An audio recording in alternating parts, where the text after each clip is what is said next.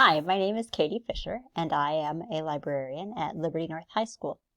Today we're going to look at why it is important for teachers to understand copyright and fair use in a digital world. The digital world offers teachers a multitude of resources to use in the classroom.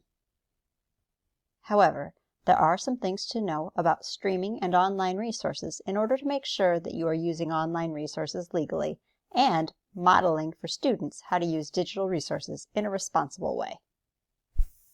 In the following presentation, we will cover how copyright impacts resources for classroom use, the limitations of fair use of digital resources, and where you can find legal resources to use in your classroom. As a classroom teacher, you might be thinking, this seems boring. Do I really need to know about copyright? If I am in my classroom, I can just do what I need to for teaching purposes, and it seems like fair use covers it. Well, over the last few years, more and more resources are being put online, and movies and music are available for streaming. But just because they're available doesn't make them legal to use. Let's start with streaming services. Let's say you need to show a movie, and the DVD is nowhere to be found. You think, no problem. You have a Netflix account, you sign into your account, set up your projector as a second monitor because for some reason it has stopped working when you just project, and you're good to go. But stop right there. There is a reason that you're having trouble projecting from Amazon, Netflix, and Disney. Those are personal accounts you're using, and streaming services are tired of people using them illegally. You have not paid for that movie that you are showing, and you are not covered under fair use to use a personal account for streaming. The license that the district buys to show movies also does not cover your personal streaming account. Oh, this is where things get a little tricky. Just because you can stream something does not mean that it is legal. Music falls in the same category. You maybe have noticed that students like to listen to music as they work, so you throw a playlist together from Spotify, and off you go. But wait a minute, the same rules apply for streaming music as they do for streaming movies. Here's another example. You want to share stories with your students so that they can watch them anytime. So you pick your favorite picture book, record it, and put it on YouTube. Or you need a class set of books and don't have enough copies, and you think no problem. You make copies and upload a PDF. But wait! Although during the pandemic some publishers relaxed the rules about putting things online, those restrictions are back.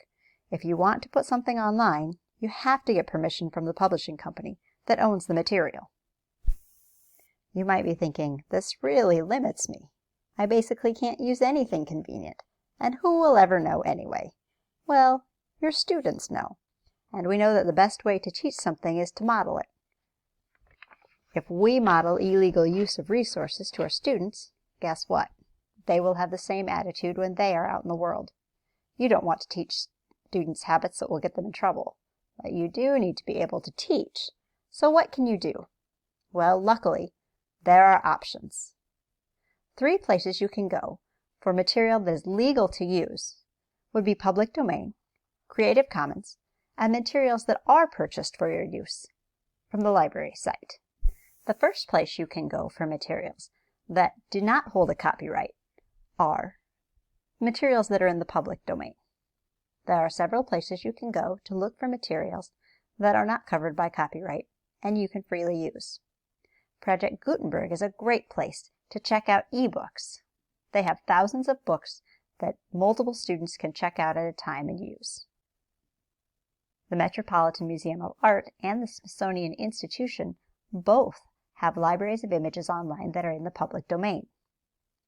LibriVox is another great place to go if you're looking for audio books that are in the public domain. Finally, Prelinger Archives is a film archive that holds films that are in the public domain and options for you to use in your classroom.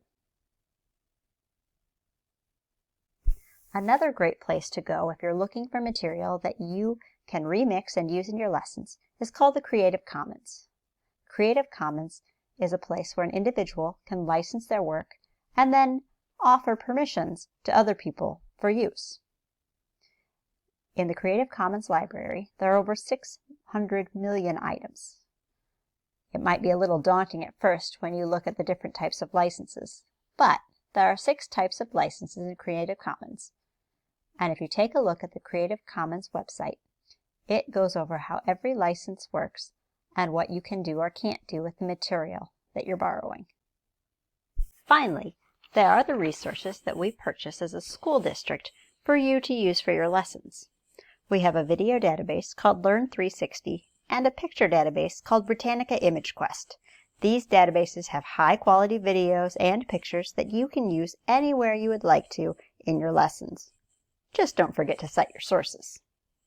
As a teacher, it is important that you understand how copyright impacts you and what online resources you can and can't use in your classroom.